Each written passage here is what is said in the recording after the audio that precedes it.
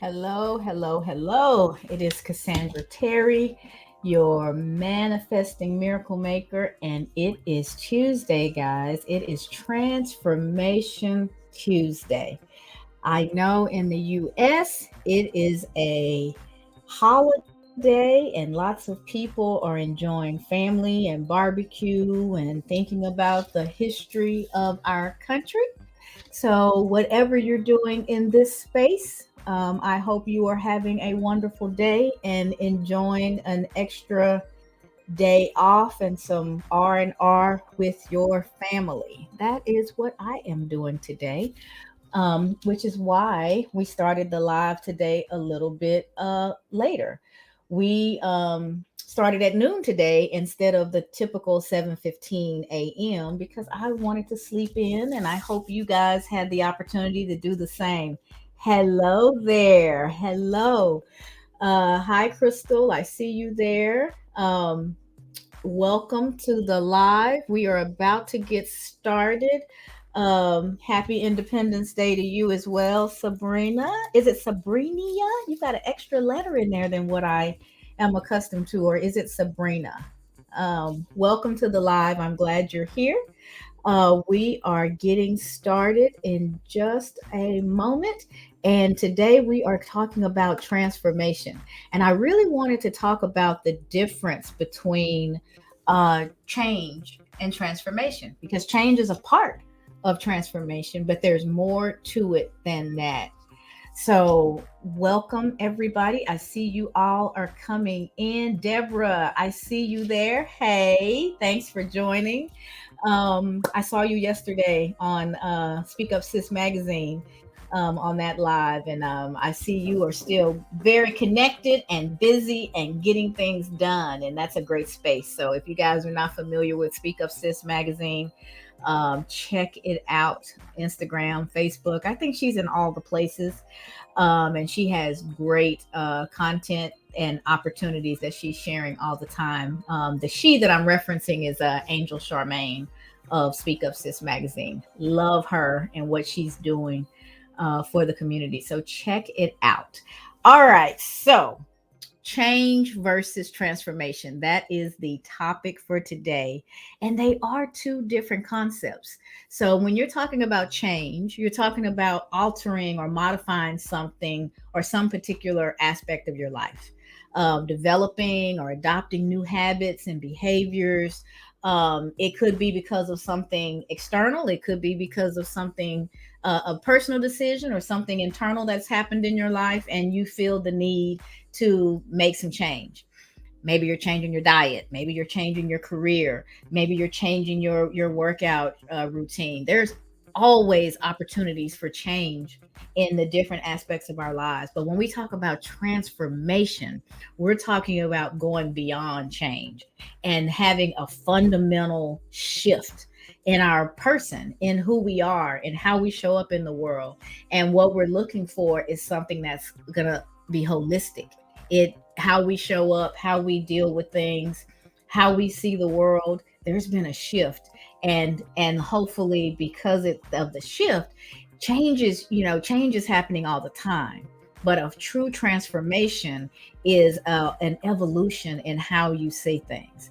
So it can encompass change on different levels, emotional levels of us, our emotional life, our spiritual life, our mental life, our behaviors, how we interact with other people. When we are talking about transformation, it's deep rooted, and it includes a state of consciousness and personal growth and really getting to know yourself and deciding that this is where I am today. This is where I have arrived.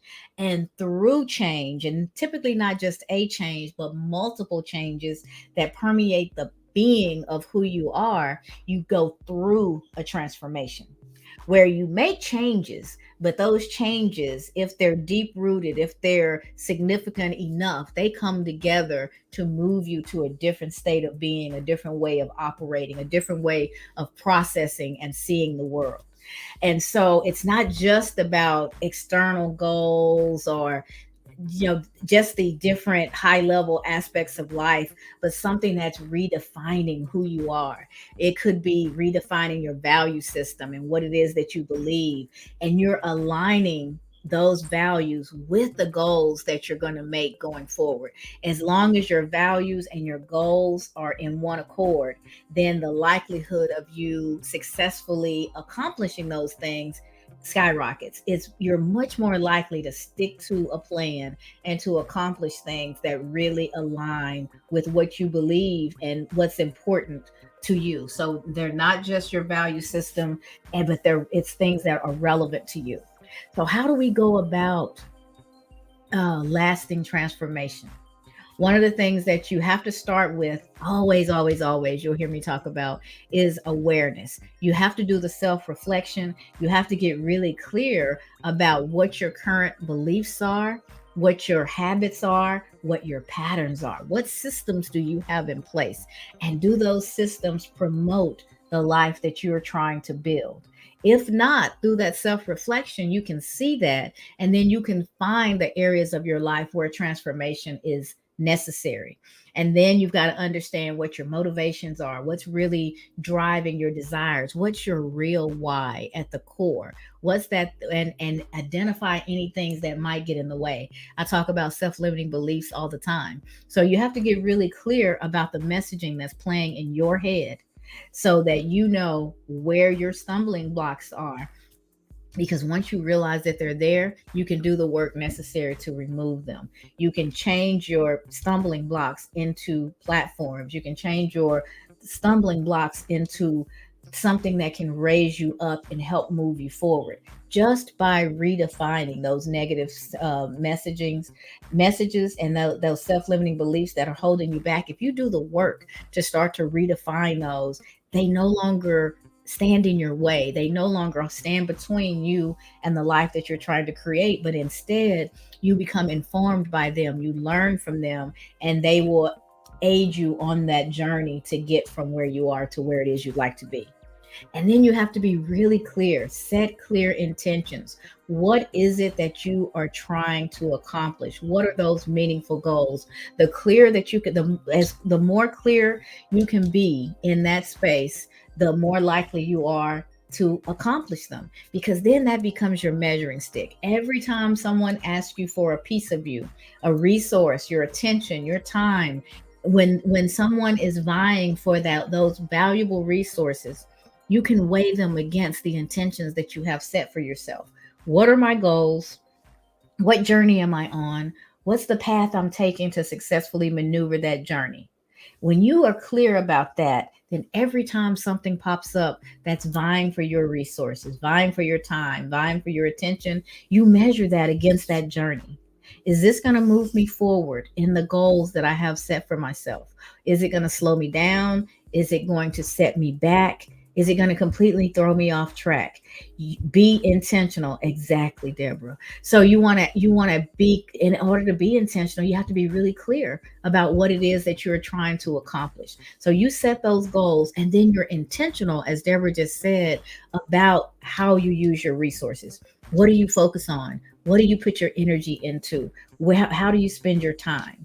If you can answer those questions in a way that shows that you're pushing towards the things that you are trying to accomplish, then you're on a good path. You will get there. It may take you some time. The significant things, it's a process. But if you can consistently see yourself making the right choices, taking the right steps to move you towards the life that you intend, be intentional. If you can see yourself consistently doing that, then you'll get there. Hello, Sierra. You will get there. You will hit the goals that you have set for yourself, and you will do it a lot faster, a lot more efficiently when you're being consistent. So that's why, to me, the getting clear about those goals and then breaking them down into bite-sized pieces. We talked about this quite a bit yesterday. Making sure that you have those opportunities every day to work towards your goals, breaking down the big ticket items into small steps that you can take on a regular basis will get you to your goals a lot faster.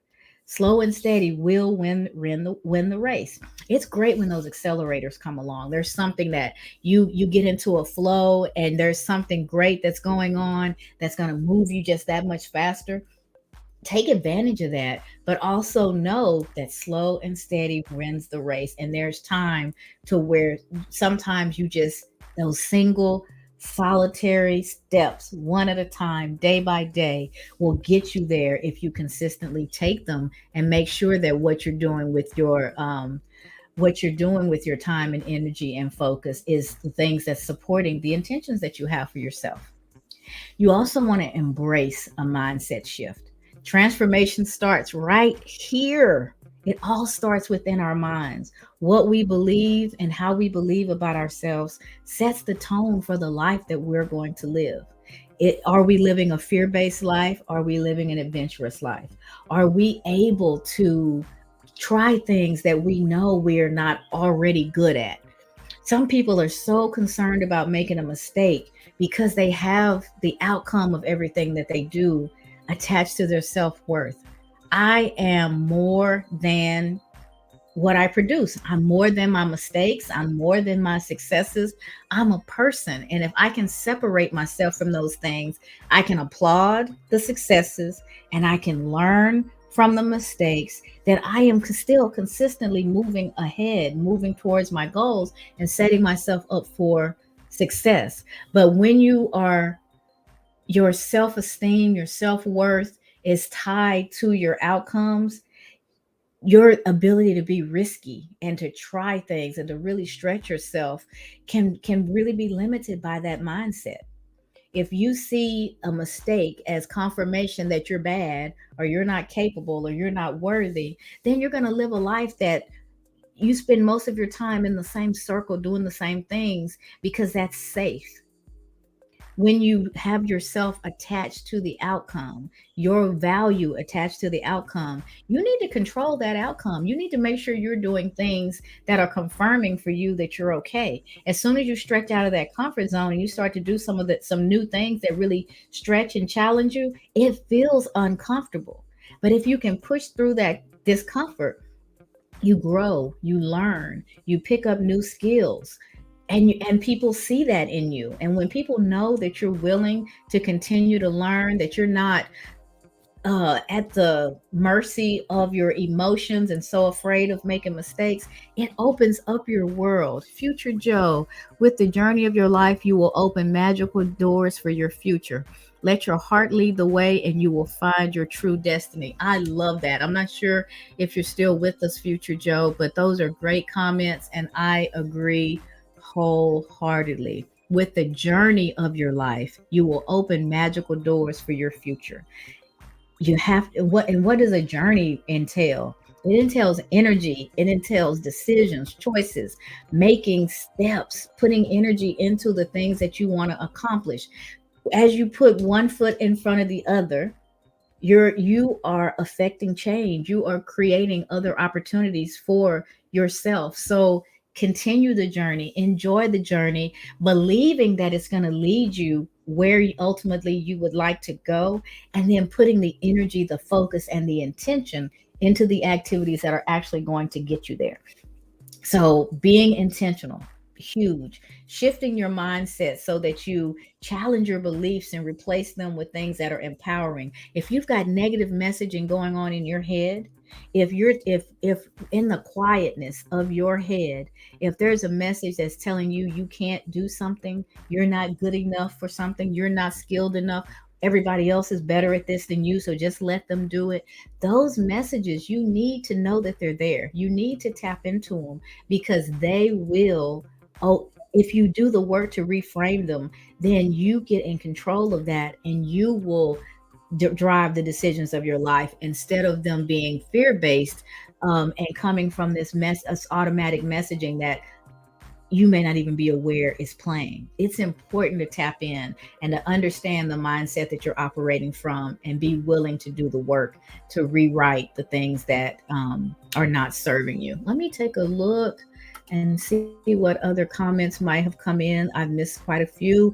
Um, Sabrina said the audio is out.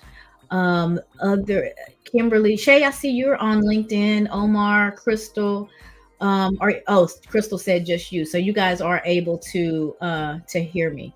So I'm glad for that. I was not looking at the comments for a moment, so I didn't see that. I do notice that on Instagram, the feed is kind of coming and going. So you guys may lose me. I've noticed it twice now, but it seems to be just a blip, and I come right back. So we may be having a little bit of a challenge in my area with our feeds today, but so far it looks like we're getting through. So I just wanted to take a quick look before I went on and acknowledge LinkedIn user. Is that you, Grace? It says, hi everyone, happy 4th. For some reason, some folks, your ID does not come through, and I just see you as LinkedIn user. So whoever said hi everyone, happy 4th, drop your name so I know who I'm speaking to. And Deborah's on IG says, I hear you fine. Great. I am glad that the audio is coming through. All right. So let's get back to what we were talking about, which is transformation versus change. We've defined the difference between those two. And I was just kind of working my way through the things that can help you experience true transformation. We talked about self reflecting, taking the time to really tap in and understand the areas of your life where you want transformation, where you feel like things need to change. Getting really clear about that first. And then understanding if you've got any self limiting beliefs that may hold you back and may be telling you that you're not able to make the change that you really want to. So tap into those things and be willing to do the work to reframe those. Meg, I see you there. Thank you so much for the follow. I will follow you back after the live so that we are connected. And then next up is to set clear intentions. Being intentional about what it is that you want to accomplish, being really clear about what your goals are and how it is that you intend to get there, having that roadmap for success, taking those big goals and breaking them down into bite-sized bites or daily steps that you can take towards your goals. Important that you do that. Embracing the mindset shifts, challenging yourself, challenging those negative beliefs, and reworking that negative messaging so that it better serves you. There is nothing to gain from having this messaging plan in your head that is consistently holding you back. So don't push it down. When it crops up, listen to it, tap into it, really understand what it's saying and what it is that you're saying about yourself, and then challenge it right then and there. If a negative pops up, challenge it. Is there any truth in it? Is there, maybe it's saying I'm not capable. Thank you for the rose, Meg. I appreciate it.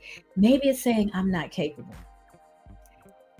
If there is a place where you need to skill up or learn something different or a different way of approaching something, it's not I'm not capable, it's I'm not capable yet.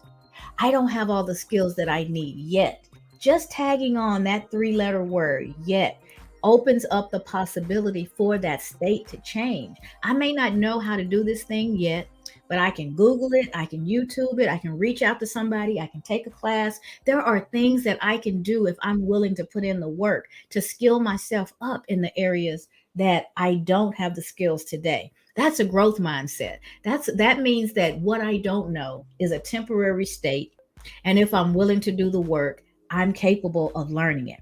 When I say I just don't know it, and there's a period there, and that's the end of the conversation, that's a fixed mindset. That's a mindset that says what I'm capable of today is all that I'll ever be capable of, and you just kind of stop it right there. Things are fixed, and that's not how the world really works unless you are operating from that space. If you choose to believe and you're willing to do the work, you can learn anything. Even, some people are gifted in areas. I have a family of gifted, talented singers.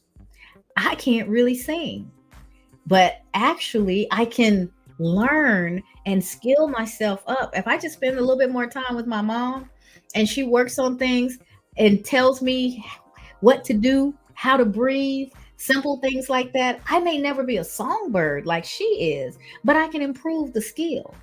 And that's the mindset that we have to take. But instead, most people will say, "Well, I just can't sing. I'm just not good at this." And you put a period right there and you end it. And in certain cases, that's okay. There is nothing about our lives that say we have to sing. So if it's not something that you're interested in, no harm, no foul, no problem. But let's say your family carols every year. Right before the holidays, your family gets together and everybody goes out and they sing in the neighborhood. And most people, and so you feel left out because you don't feel like you can sing.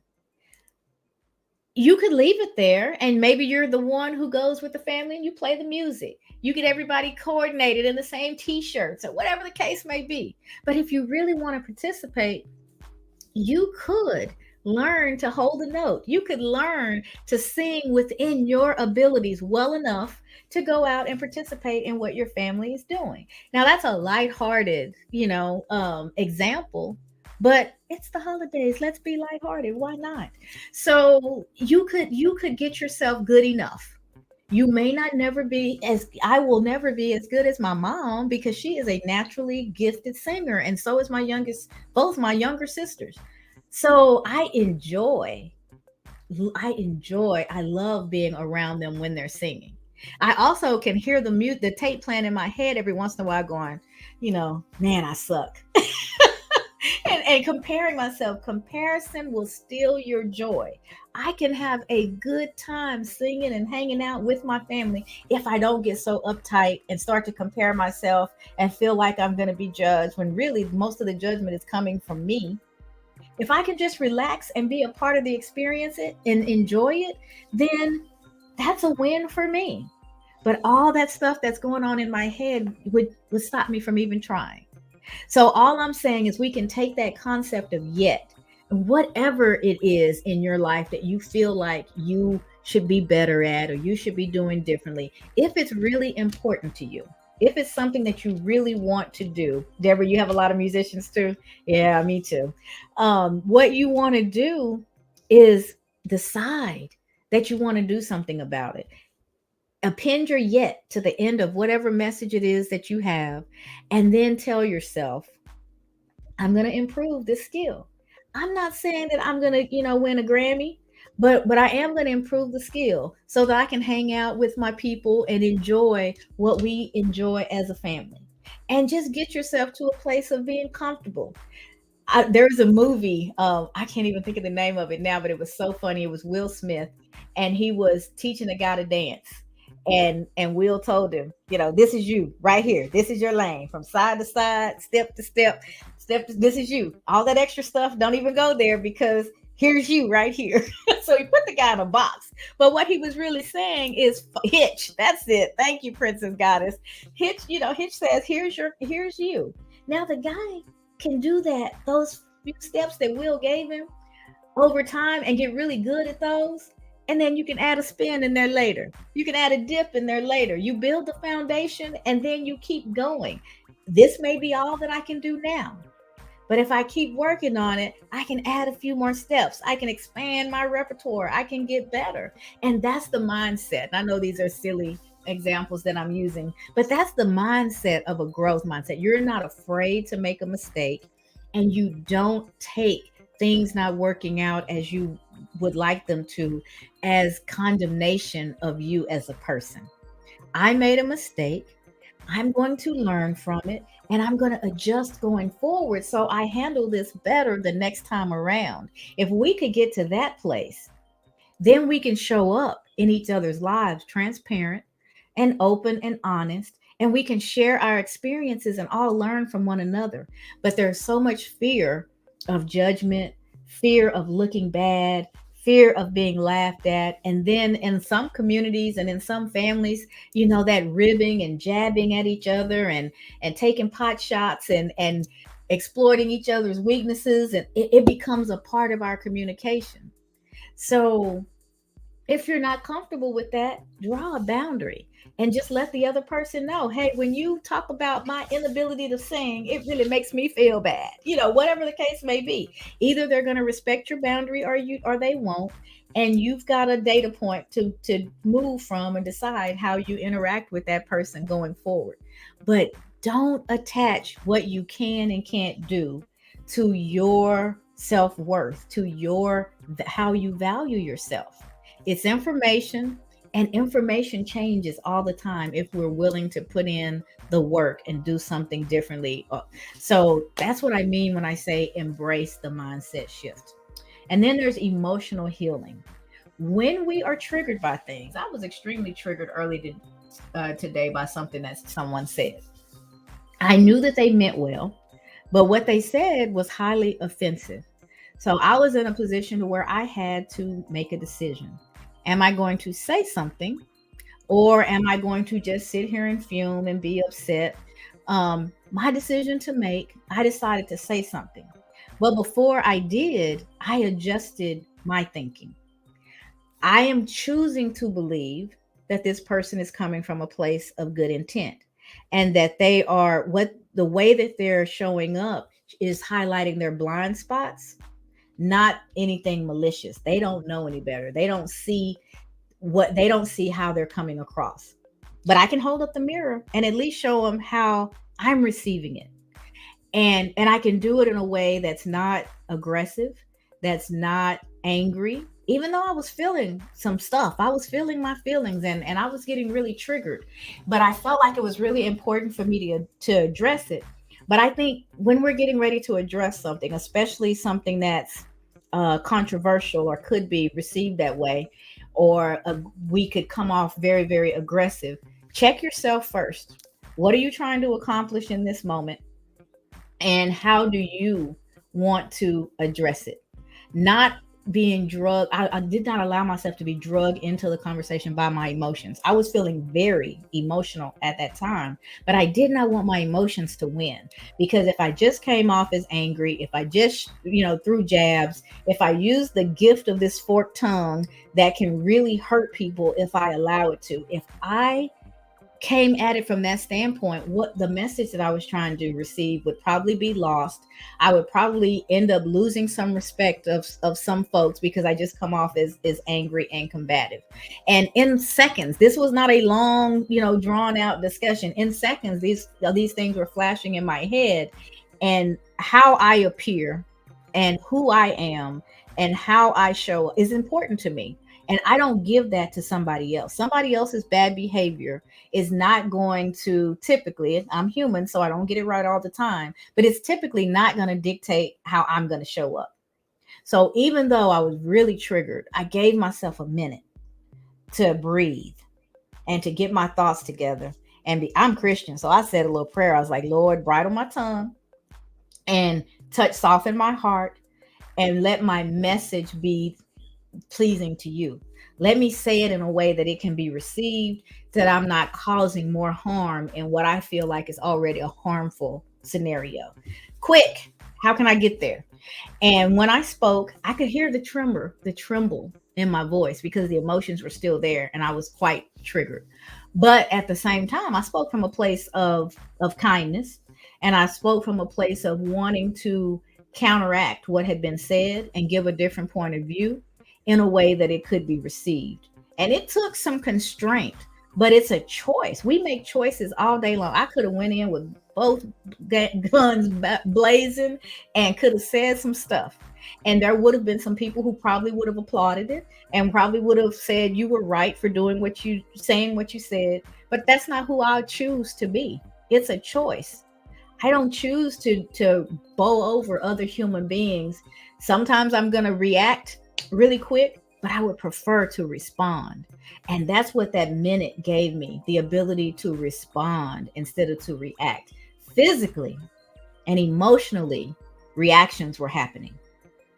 And I honor that in myself. I allow myself to feel my feelings, but my feelings do not get to drive, and they do not get to control how I respond when I've got my head on straight. And I chose to straighten the head because it was all over the place for a second. And I pulled myself together and I responded. I did not react. I took out as much of the emotion as I could and took some deep breaths, and I delivered my message. Whether or not the person on the other end received it or not is out of my control. I can't do anything about them, but I honored me, and I showed up in a way that honored how I see myself and who I intend to be and how I intend to be in this world. And I hope that because that person was dealt with in a respectful way and not mishandled, my hope is that they see a blind spot. They see how what they said could be offensive, and maybe going forward they make some adjustments. Maybe they do, maybe they don't. But I had a boundary. That boundary was crossed. I felt like something needed to be said, and I honored myself. Emotional healing will allow you to do that. Yes, Angel, respond, not react. Doing the emotional healing, because my story didn't end there. What I said to myself was, that's a person that you don't know from anybody, and they don't really know you. You show up in some audio events at the same time every now and then. Why is what they said so triggering to you? So now I've taken the spotlight off the message and the intention and all of that. And I've come back to myself, and I'm checking in with me to see if there's a place where I need to do some more healing. Why were you so triggered, Cassandra?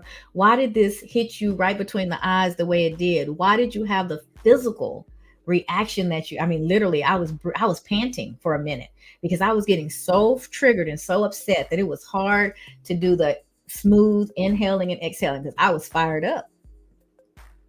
That's not the time. In that state is not typically the state that I want to deliver a message, because it's not going to be the right message. It's not going to be a good representation of who I am. And so I had to give myself that moment. And then I did is there some healing that's needed here? This person, what they said, whether they intended to or not, because I do believe that their intention was good, but from their point of view, they can only see what they can see, and their glasses were real dirty, in my opinion, real dirty. So I wanted them to see that, and see that what they said could really stir up some people and really be offensive. And then I said, why am I so offended? This is one person on the planet of billions. Why do I care what they think? And it took me back. I did some soul searching. And I remember times in my younger life where I heard rhetoric like that, where I heard my people demeaned like that, where I heard, statements of this is what black people are and what black men do and da da da da da. And I had every right to be triggered. But I did not want to add to that commentary. If I came in both guns blaring and ready to fight, and it would have confirmed for that individual and some of the folks who were taking it all in that they were right, and that black people can't control their emotions, and that it would have fed into a whole bunch of rhetoric about what it is to be a black person. And it was coming from somebody who's never been black. You've never had the black experience. Don't care who you're married to, how many black friends you got, all of that. None of that makes you an expert on the black experience. You got to be black to experience it. You can be an advocate. And when you are an advocate and you find yourself coming from a position of authority, you've moved from advocate to something else.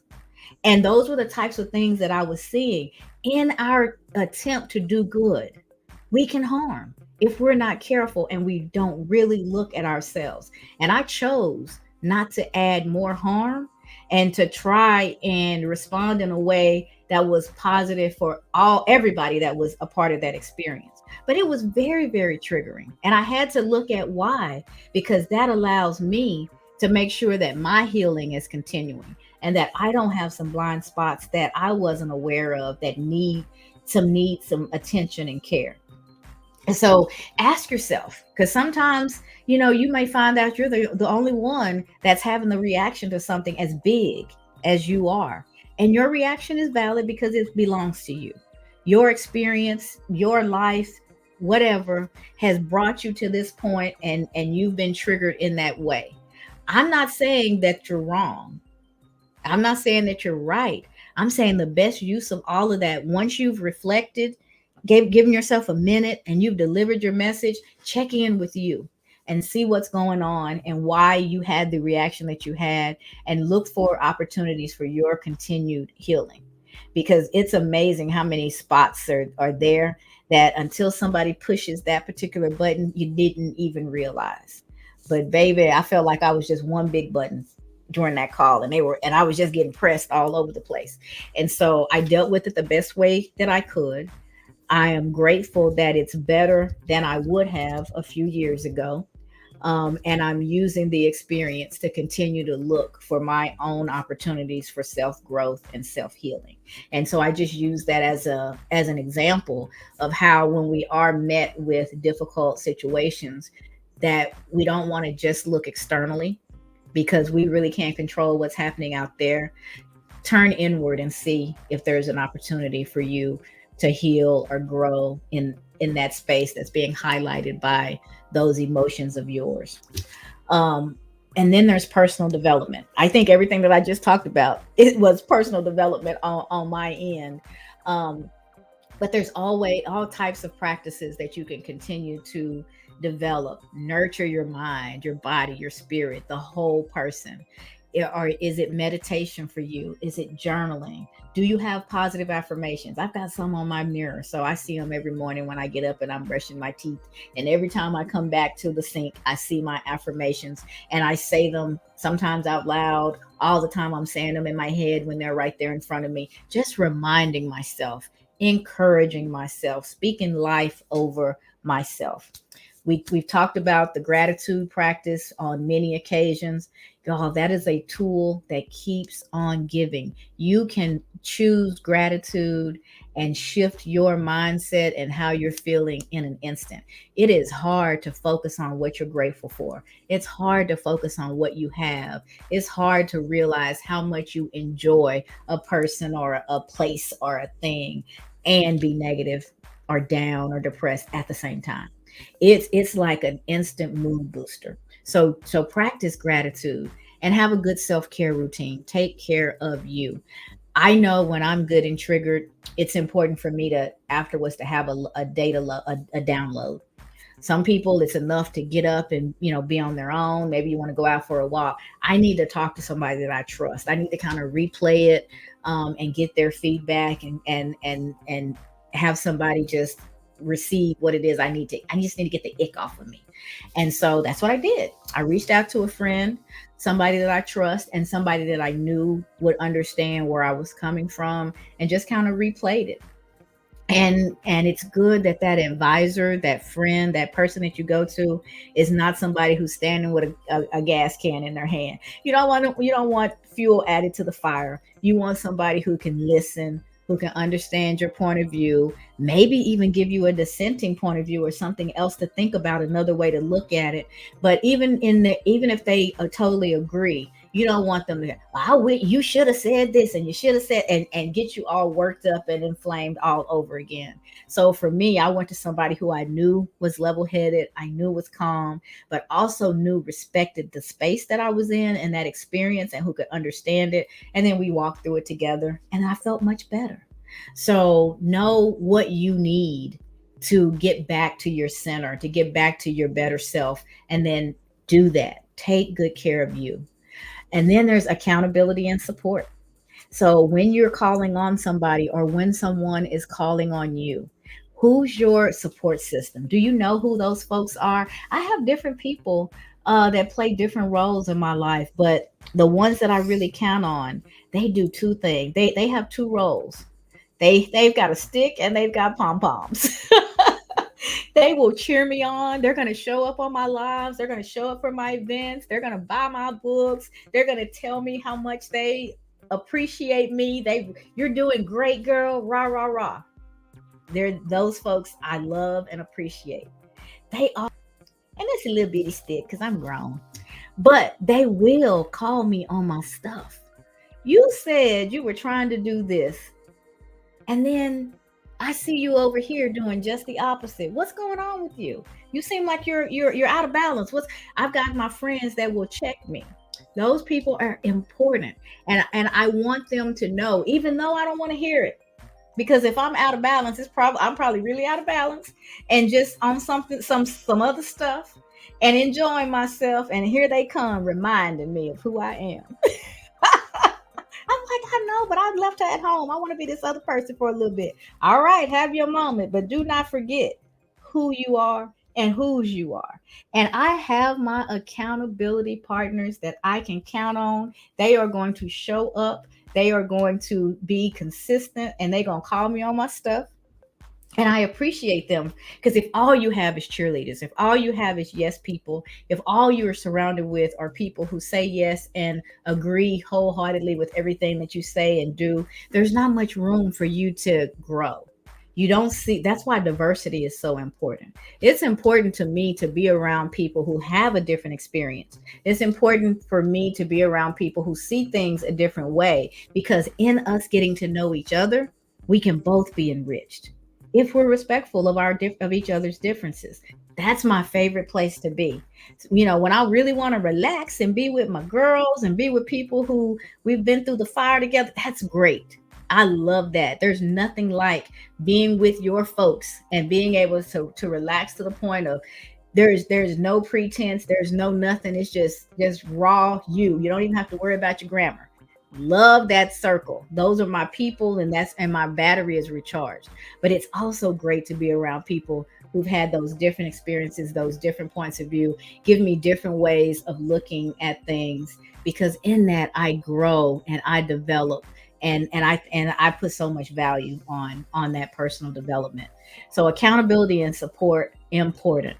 And then the last thing is action and integration.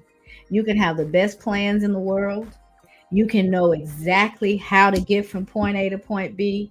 But if you don't put in some action, if you don't actually start to take those steps, if you don't implement and start to work your plan, nothing will change.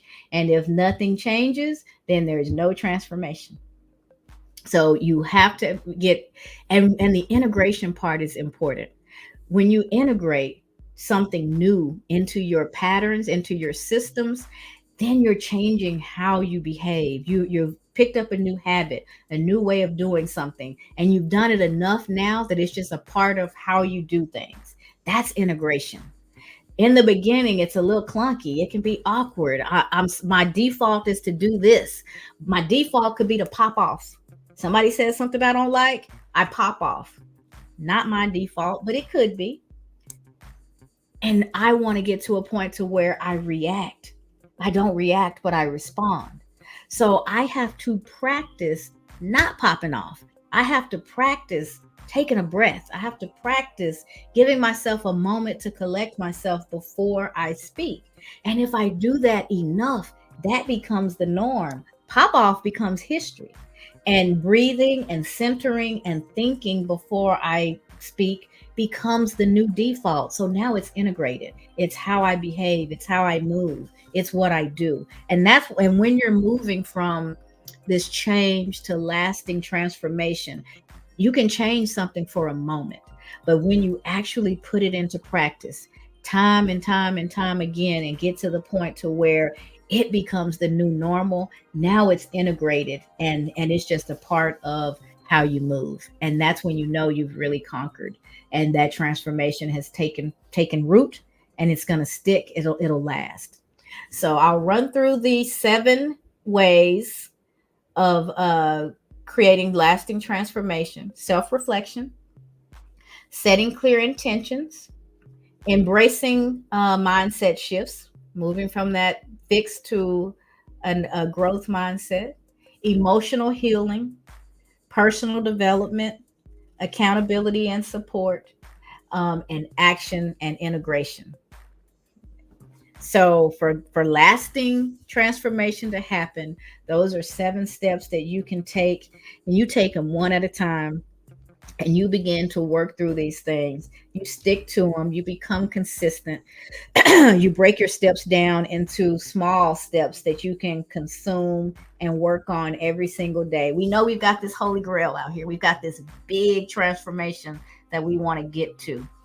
But one step at a time is how we will typically get there. We'll take those accelerators when they show up, but one step at a time, recognizing that those small steps, that those choices, we're making decisions all day long, all day, every day. We're deciding what we're going to do with our time, what we're going to focus on, how we're going to spend our energy.